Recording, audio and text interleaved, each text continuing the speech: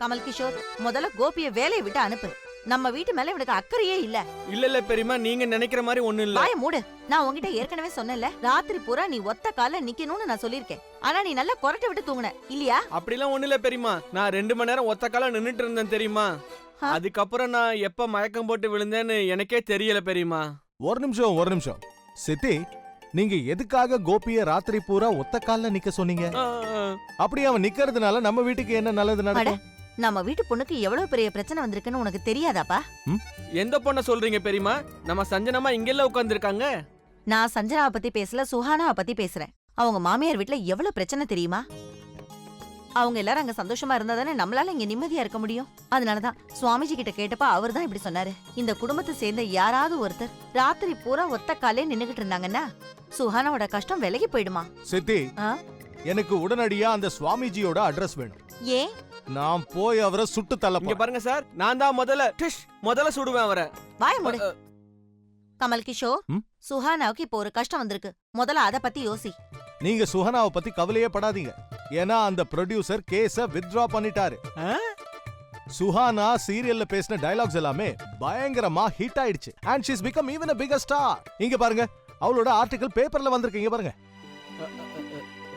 அடேங்கப்பா, சூப்பரா இருக்கு சார். ரொம்ப பெரிய போட்டோ போட்டிருக்காங்க. சஞ்சு, நீ வந்து பாரு. என்ன? அட, என்னாச்சு? எந்த உலகத்துல இருக்க? அது எக்ஸாம்ஸ் எல்லாம் வந்துட்டு இருக்கு, அதான். இத வந்து பாரு, வா. பேப்பர்ல சுஹானாவை பத்தி ஆர்டிகல் வந்திருக்கு. ஓ வா, அக்கா இன்னும் பெரிய ஸ்டார் ஆயிட்டாங்க இல்ல? இனிமேலாவது நான் அந்த சீரியலை டாலரேட் பண்ணிப்பேன்.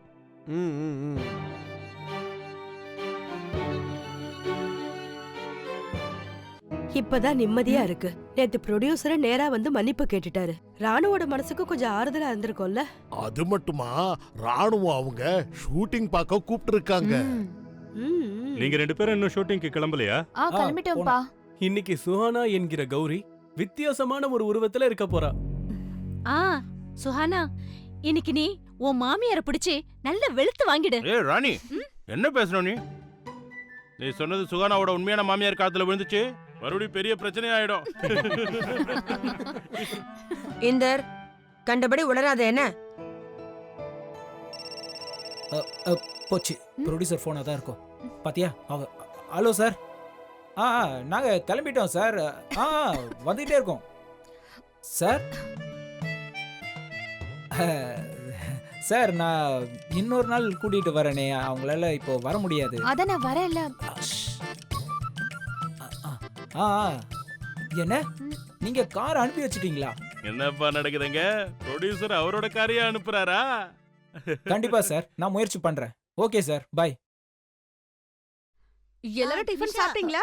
சின்ன மாமி, உங்க கார்ல இன்னைக்கு மழை தான் போங்க. உங்களுக்கு ஒரு விஷயம் தெரியுமா? ப்ரொடியூசர் உங்களை இப்போ இன்வைட் பண்ணியிருக்காரு. இல்ல, எனக்கு இந்த ஷூட்டிங் கிட்டிங்லாம் போக வேண்டாம். நான் வரலன்னு சொல்லிடு. அட என்ன சின்ன மாமி, அது எப்படி முடியாதுன்னு சொல்ல முடியும்? அவர் உங்களுக்காக அவரோட பர்சனல் கார் அனுப்பியிருக்காரு. சின்ன அண்ணிக்காக வண்டி அனுப்பிச்சிருக்காங்களா? என்ன விஷயம் சித்தி? நீங்க சுஹானாவோட பெரிய ஸ்டார் ஆயிட்டீங்க போல இருக்கு. ஆமா சின்னத்தை, நீங்க இப்ப போய்தான் ஆகணும். அது ஒண்ணு இல்ல சின்ன மாமி, ப்ரொடியூசருக்கு நல்லா புரிஞ்சிடுச்சு. இந்த வீட்ல நீங்க சந்தோஷமா இருந்தா எல்லாம் சரியாயிடுங்க. என்ன பேசுற நிஷா?